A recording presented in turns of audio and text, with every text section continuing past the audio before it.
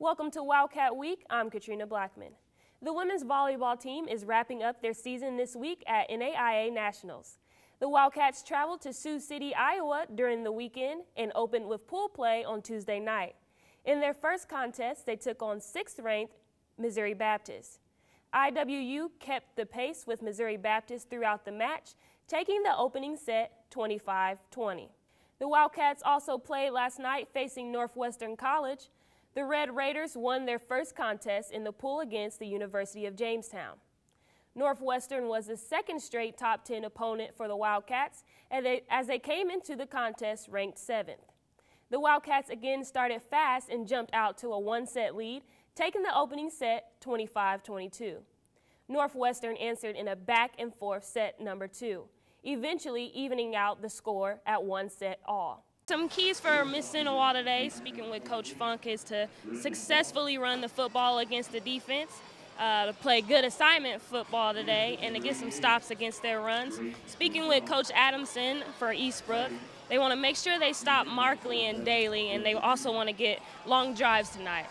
Back to you, Roger, in the press box. Players for Mississinewa. Number 13, he's a freshman, McCoy. He's the quarterback. He's already had a touchdown tonight, 25 Daly. He's also already scored, and number 26, Markley. Those two are the real deal, and they're also the players that Eastbrook earlier stated that they wanted to slow down tonight.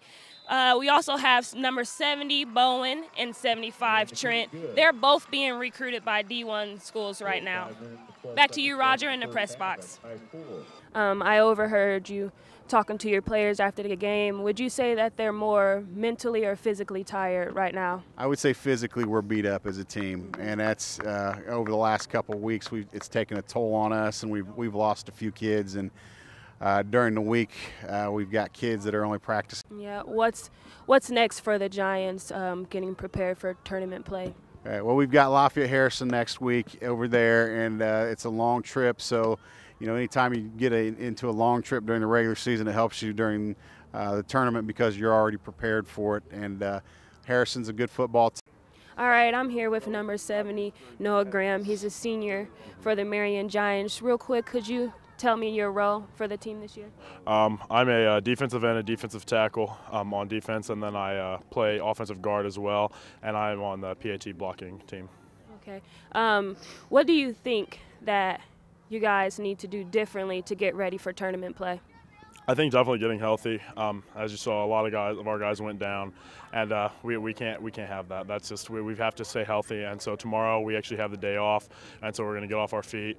I think that the amount of time that we put into football outside of just practice and outside of games has to increase as well. We have to be lifting, we have to be running, we have to stay in shape and be prepared for tournament play, and just building a team. I mean, everyone has to play for the man next to them. They don't need to play for their last name. They need to play for the Giants. And as a senior, you're going to make sure you get them mentally prepared. You know, this game is in the past. Yeah, definitely. What does senior night mean to you? I've been looking forward to this game since I was 5 years old. I remember coming out and watching Shane Nevers ride out on the convertible, and I remember senior night, and I was looking forward to it every single day and every single year. Now it's finally here. It was a great experience. I was glad, most important, that I was able to share with my mom and dad. They supported me all 12 years of playing football and all throughout school, and I really owe everything to them. All right. Well, I wish you the best of luck. Thank you. Thank you. Back to you, Roger.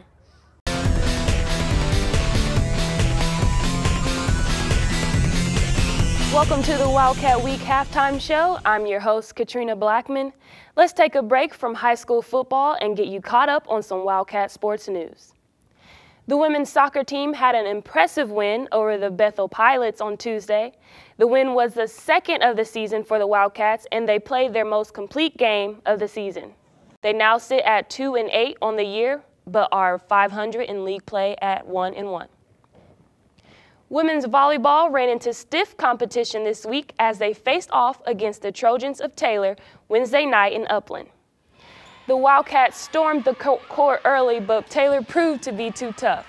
Impressive kills and defense kept hopes alive, but the Wildcats struggled to play consistently. Taylor was too strong with the home court behind them, and the Wildcats lost their first conference game this year. 3-0 was the final score as the Wildcats fell to Taylor. The Wildcats had won 13 straight games before Wednesday and still lead the Crossroads League. Their record is now 14-4 overall and now 9-1 in conference play. Next Friday, the Marion Giants host Huntington North. Peter Mercer stopped by the Giants' practices as they prepare for next week's game. That is next week's high school football game of the week. Well, that will about do it for this edition of Wildcat Week Halftime. Remember, if you ever want more information about WIWU and all Wildcat sports, you can visit www.wiwutv.com. That's wiwutv.com. That's all we have for this week of Wildcat Week Halftime. Now let's get back to the football field for the second half of Eastbrook and Oak Hill. I'm Katrina Blackmon, and you've been watching Wildcat Week Halftime.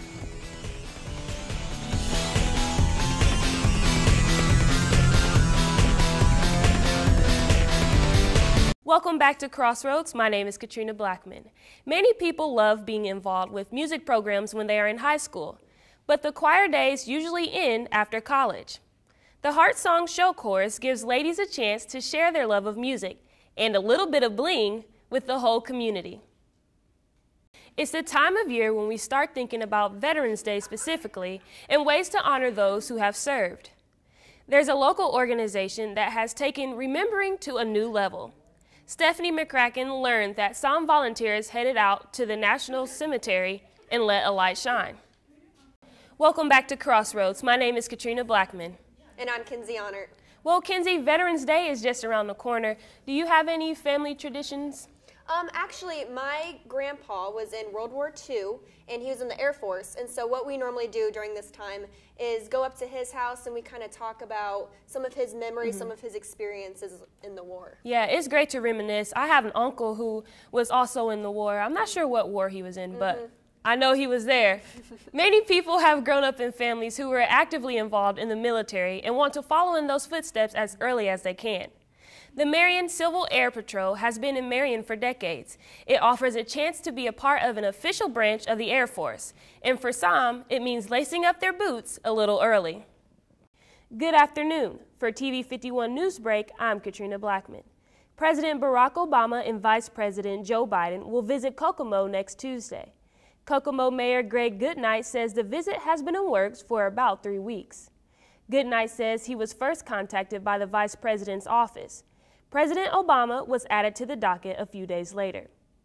Veterans, military service members, and their spouses attended a job expo at the Indianapolis Museum of Art Thursday. The event is organized by Recruit Military. Its event director, John Lundberg, says they hold these events because many returning soldiers don't know what to do when their military careers are over. Lundberg says Recruit Military will host 75 expos in 47 different cities this year. The Indiana Attorney General's office has filed a complaint with the Indiana State Board of Dentistry against the license of Southport Mayor and dentist Robin Thoman. The complaint claims Thoman committed fraud when he failed to disclose his prior military and criminal history on license applications. A hearing date has not been scheduled. The Indiana Rural Roundtable has kicked off a 2-day summit dedicated to a discussion on the issues facing the state's rural communities. Several experts, educators, and rural citizens are gathered to discuss the challenges facing their way of life and brainstorm on potential solutions. Indianapolis-based Gleaners Food Bank got some help Friday from Ameriprise financial advisors in the fight against domestic hunger. Since it was established in 1980, the food bank has distributed over 250 million pounds of food and critical grocery products to over 400 hunger relief programs serving Hoosiers in 21 Indiana counties. A survey by Urban Land Institute's Indiana chapter reveals real estate businesses are struggling to find work in the worst downturn in their industry in decades. In the next 2 years, it is predicted that borrowers will have a better chance of getting refinanced, allowing more development. Join us this afternoon at 5 o'clock for Channel 51 News. For TV 51 Newsbreak, I'm Katrina Blackmon. Just ahead on Crossroads, we're on location at First Friday in downtown Marion. Learn why so many people are walking for cancer services. We'll talk with Main Street Marion's Loretta Walker about what you can expect downtown this summer. We'll learn to bungee jump on the Midway. Whoa! and see how one local church is blessing the bikes to support a great local cause. It's all just ahead on Crossroads.